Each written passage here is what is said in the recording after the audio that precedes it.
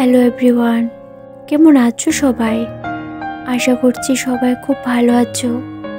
আজকের কথাগুলোকে একটু মনোযোগ সহকারে শোনার অনুরোধ রইল। আমরা জীবনে অন্তত একবার হলেও একটা মানুষকে ভালোবাসি।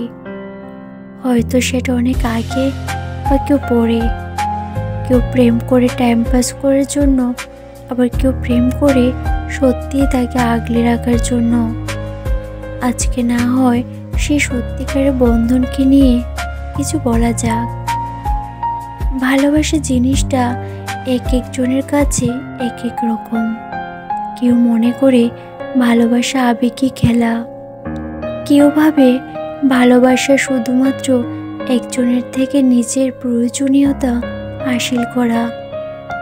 কারোর কাছে আবার ভালোবাসা কোনো অর্থই নেই।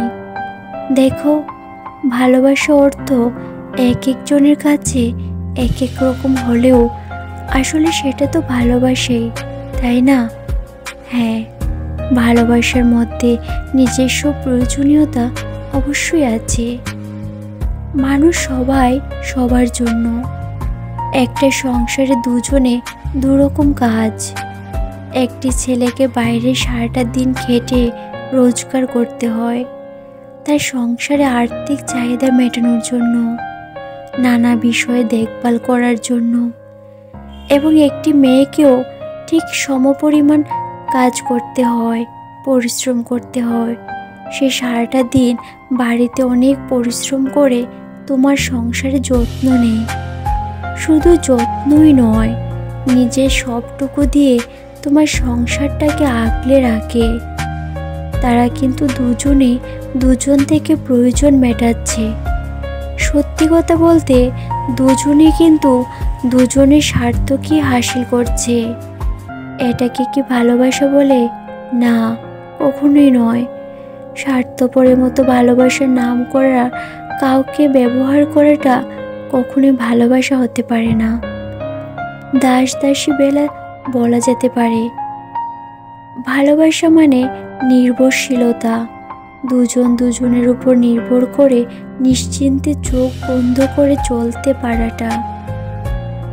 থাকবে না মাঝপথে কখনো ছেড়ে চলে যাবে না, তোমাকে কখনো বিরক্ত করবে না, চলে যাওয়ার মতো বিষাক্ত চিন্তাও করবে না। এই নির্ভরশীলতা পেতে হলে দুজনকে দুজনের প্রতি কঠোর বিশ্বাস, ভরসা রাখতে হবে।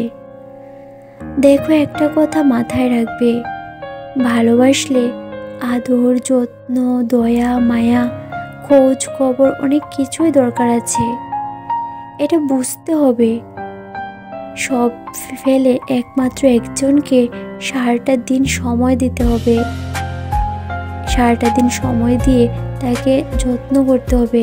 একটা সম্পর্ক তখনই মজবুত হয় যখন দুজনে দুজনের জন্য একই রকম পাগলামি করে, নিজেদের মধ্যে ভালো রাখার চেষ্টা করে। শত ব্যস্ততার মাঝেও 10 মিনিট হাসি মুখে কথা বলাটাই সত্যিকারের ভালোবাসা। ঝগড়া, অভিমান এইসব তো থাকবেই, তাই বলে একলা করে বিদায় নেওয়াটা মোটেই বুদ্ধিমানের কাজ নয়। সপ্তাহে না হয় 6 দিন ব্যস্ততায় কাটালে অন্তত একটা দিন তোমার প্রিয় মানুষটাকে নিয়ে ঘুরতে যাও। মাসে অন্তত একটা দিন তাকে সময় দাও। ওপারের ডাক যখন আসবে তখন তোমার মাথায় হাত রেখে আফসোস করা ছাড়া আর কিছুই থাকবে না। তখন কর্মস্থল থেকে ফিরে এসে তাকে খুঁজে বেড়াবে। বয়স যখন 80 হবে তখন ক্লান্ত হয়ে চেয়ারে বসে তার কথা ভাববে। আর তখন ভাববে, কেনই বা তাকে অবহেলা করলাম। তোমার সম্পর্ক তোমরাই টিকিয়ে রাখতে হবে, অবহেলা করে নয়, ভালোবাসা দিয়ে। একে অপরের পরিপূরক হতে হবে, একে অপরের সুখ দুঃখের সাথী হতে হবে। তবেই তো ভালোবাসাটা অনেক সুন্দর হবে, আর এই ভালোবাসাটা সারাটা জীবন থাকবে।